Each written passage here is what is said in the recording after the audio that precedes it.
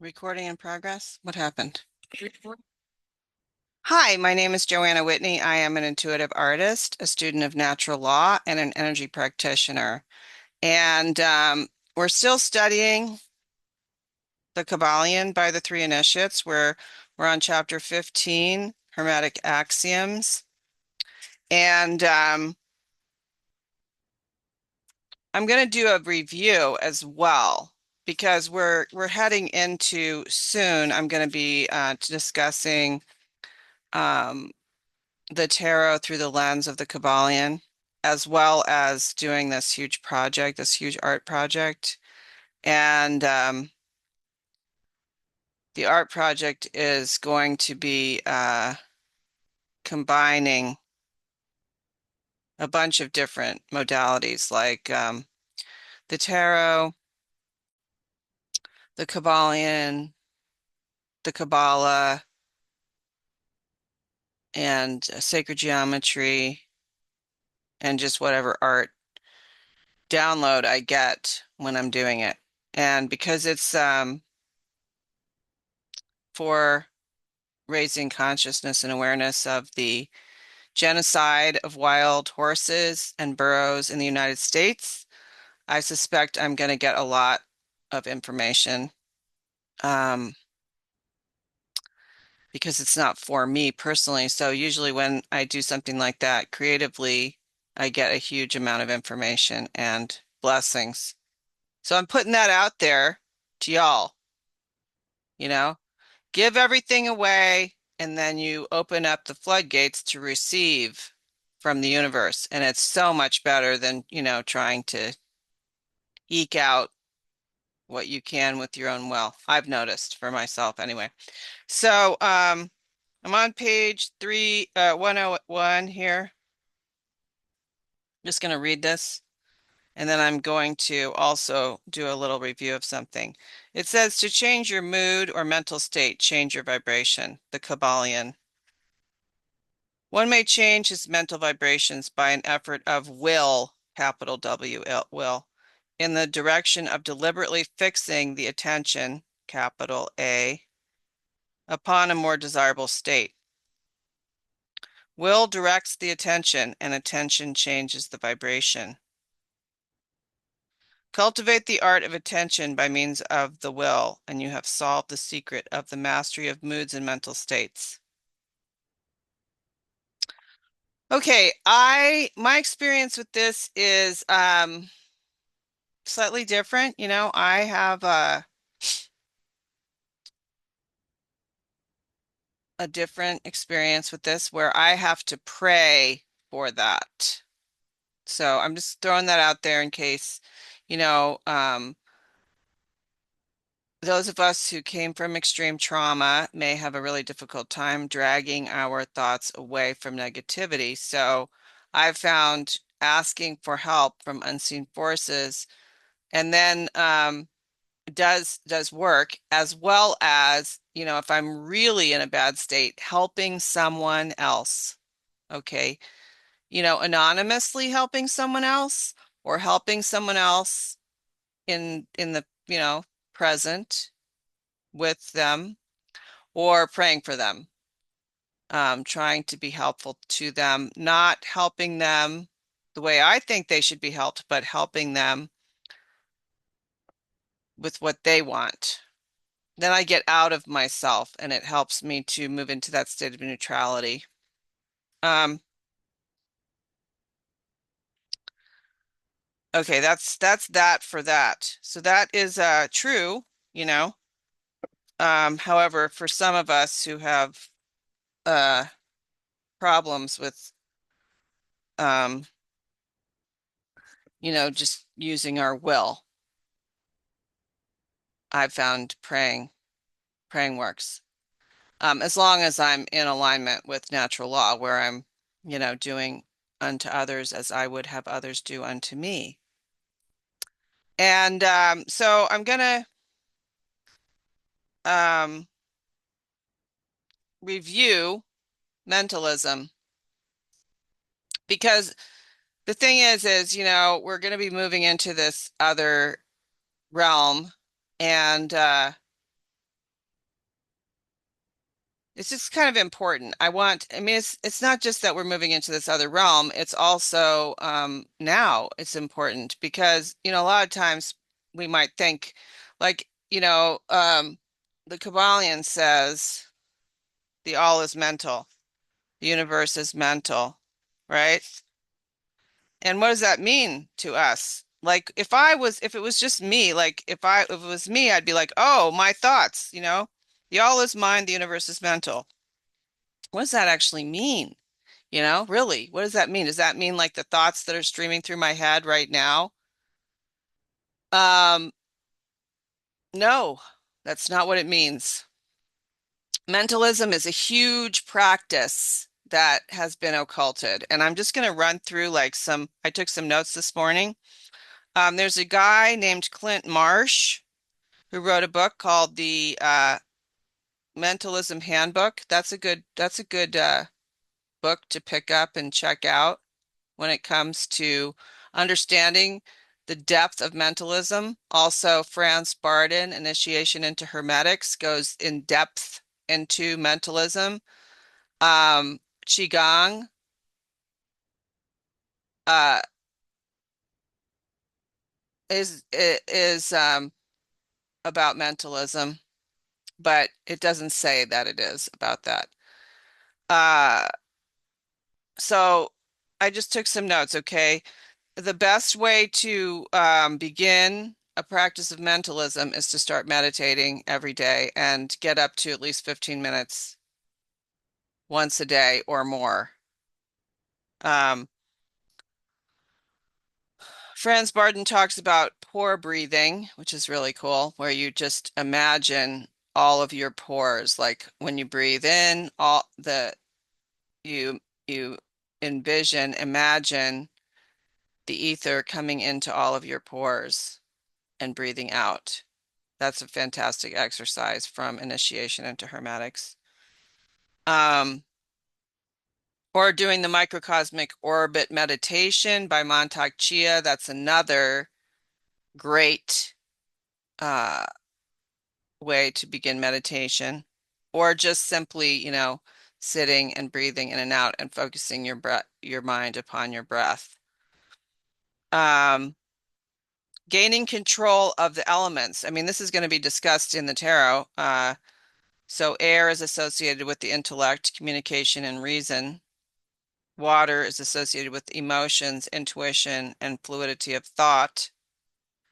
Fire is associated with willpower, action, and transformation of thought.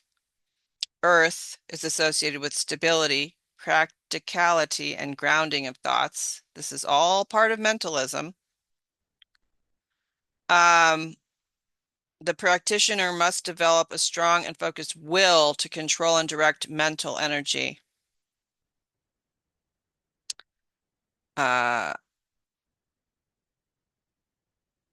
so like Bardon's exercises often involve strengthening the will, ensuring that it is unwavering and can influence the flow of mental currents. Um, Mental control and detachment. So Franz Bardon teaches that mentalism involves controlling the mind, not letting thoughts and emotions control you. This requires a high degree of mental discipline, detachment, and objectivity. A mentalist can direct their will effectively when they have achieved mastery over their own mental landscape. See, it's a lot. It's a big topic, and it's one that should continue for a lifetime that you can start at any time. You can start right away. But it's not just like when it says the all is mental, the universe is a mental construct. It's not just what's streaming through my head, because what's streaming through my head very possibly is controlled by the media. It's like things that I saw on TV or whatever on the internet. It's things that someone said to me or whatever. That is not mentalism. That's like dryer lint that's flying through the universe. Um, Heightened perception, seeing energy fields and auras, is a result of practicing mentalism. Energetic manipulation, learning to channel or direct the subtle energies of the etheric plane for healing, divination, manifestation, and other occult purposes. mentalism.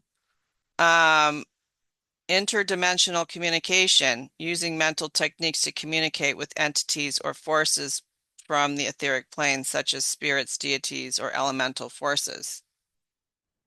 Prayer.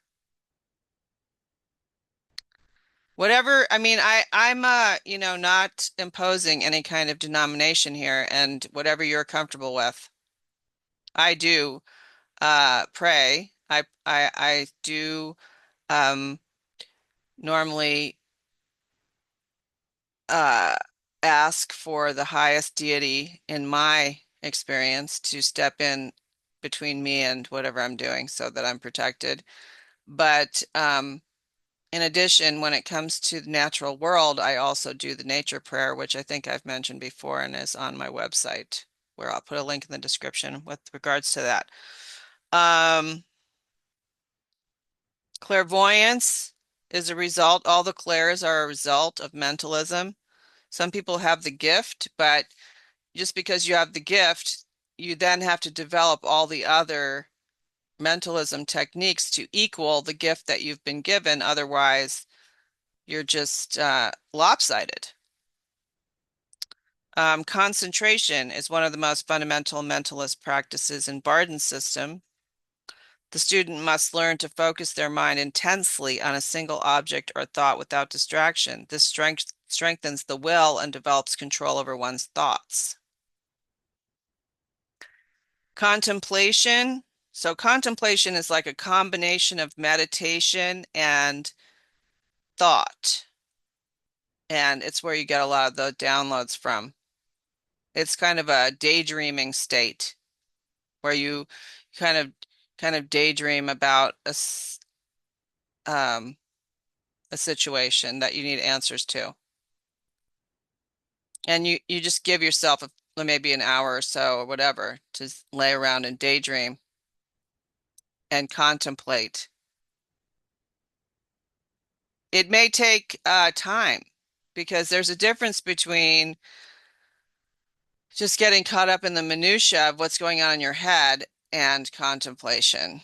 So you could use something like the St. Francis prayer as a topic of contemplation just to get you started. You could use some kind of structure to contemplate first, and then you would get into the understanding, the physical, mental understanding of what contemplation is over time. But meditation, 15 minutes a day, would assist in um, training the mind into contemplation. Imagination, okay, that's something that, has been poo-pooed. Mainly, because the dark occult Luciferians really don't want us to know about this stuff, okay? Because we would gain access to our true power if we were doing all these mentalism exercises. I mean, I dabble. Well, I mean, I have a long art training, okay? I've been a fine artist for my whole life. I have a master's in fine art, and I've been doing art, which I now know the eye-hand coordination to learn how to draw from life is a mentalism technique in concentration, contemplation, and manifestation. And, if you put all those together and are consistently disciplined, which I'm not, you could do amazing things. I mean, you can look into it. Like I think I mentioned this before, but I've seen and read about people using their chi as a weapon right out your fingers. And I've done this myself with chemtrails. I rub them out of the sky, you know? I mean, you got to try it. You got to try it. Rubbing the chemtrails out of the sky. I say a return to sender prayer and rub the chemtrails out of the sky. But uh I know that if I was more disciplined, I would have more power access because mentalism is a human gift that we have. And if you're grounded and you're pulling energy in from the crown chakra, I don't think there's any limit to the power access.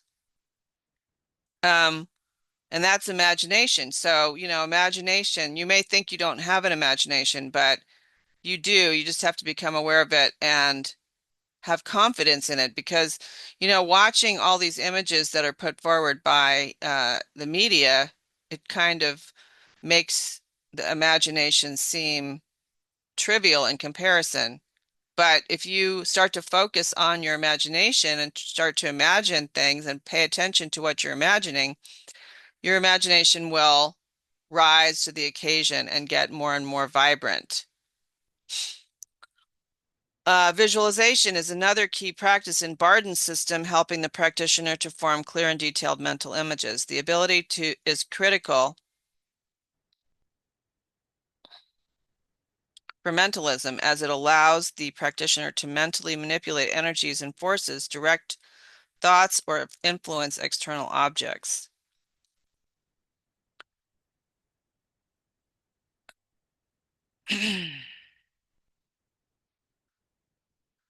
Um, yeah, there's a lot more in this list. I'm going to go through it though. Astral projection. Once a practitioner has gained control over the mental body, they can begin working with the astral body, which is the vehicle for out-of-body experiences, including astral projection. This practice is sometimes considered part of mentalism because it involves the mind's ability to detach from the physical body and operate independently in the astral plane. I haven't really done this. My partner does it all the time. Um, I'm not grounded enough really to do it. I just haven't done it. I've disassociated, but I don't think that's the same thing as astrally projecting.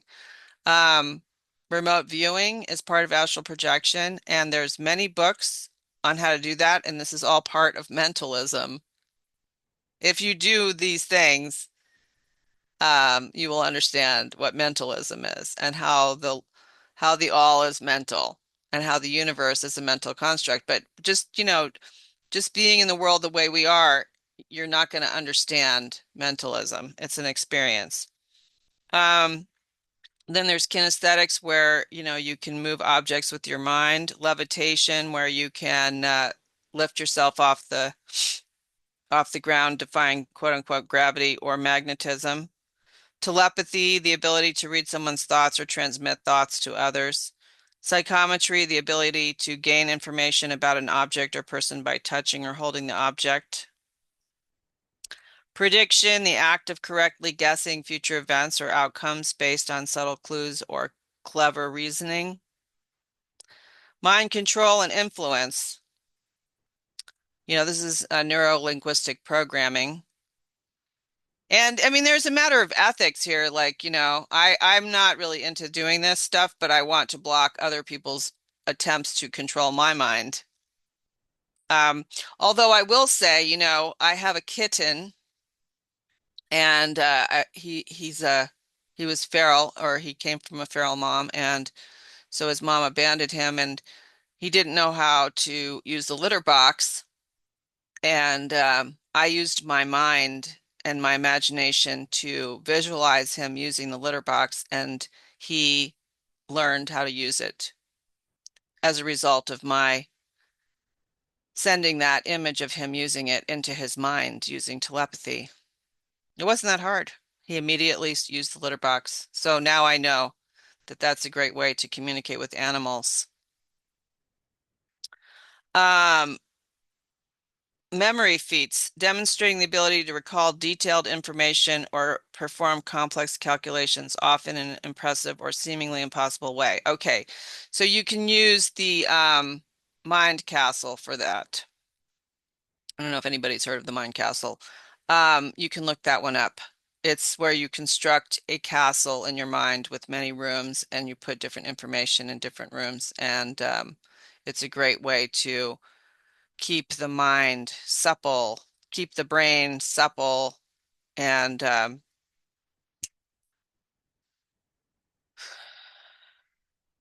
demonstrate memory feats. Mental silence, learning to quiet the mind and eliminate unnecessary distracting thoughts. That's going to be as a result of meditation. You're going to get that. I've had that. I currently have that access now. It took a year I did it in 2005 for a year, and I do now have the ability to just slip into mental silence. Although I haven't been meditating, I meditate on and off now, and I think this is a result of like the EMF issue and the bombardment of electromagnetics and having a smartphone. So I'm not as um, focused as I used to be, and I just keep going back to meditation over and over again. Um, Mental influence on objects. I think I said that, using the mind to affect inanimate objects. Thought forms, creating and shaping thought forms. Okay, that's a whole other, you know, realm that you could find uh looking into magic, which I'm not crazy about the idea of doing this, but I think I've done it inadvertently with negative thoughts. And I could create a positive thought form. And I think art, visual art, is actually a concretized thought form, which again goes back to what I was talking about before about how important it is when you're doing visual art to think positive thoughts while you're putting it down. I'm a former tattoo artist and I have many tattoos. And when I look back at what we were all thinking about while we were getting tattooed, like I actually allowed a tattoo artist to put into my skin their thoughts.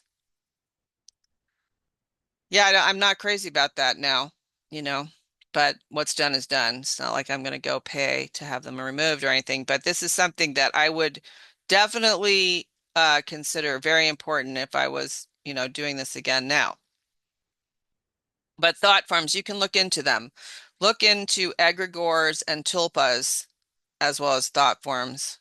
And I think I posted a link to a guy who writes a lot of books about that, and I'll try to put that in the description as well.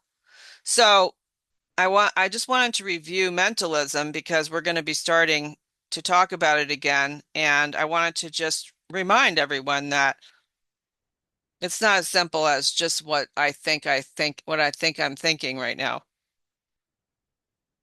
Oh yeah, one more thing. Yeah, the result of having control over your mind. If you read Robert Peng's autobiography about his experience with his Qigong teacher, it's called The Master Key. The first part of the book is his experience learning Qigong from this Tibetan monk. He tells us that that Tibetan monk was able to walk on water, among other miraculous things, being in two places at once. He was able to do that. Um, that's the result of many years of disciplined practice in these mediums. So with that, I'm going to stop and we'll get back to it. I mean, we can basically relate what I read about changing your vibration to all these mental states. Like if I can actually drag my thoughts away from my silly little fears of the future, which have never actually come to pass, and put them into hope and positive thought and prayer, then I can raise my vibration. Mentalism. Until next time.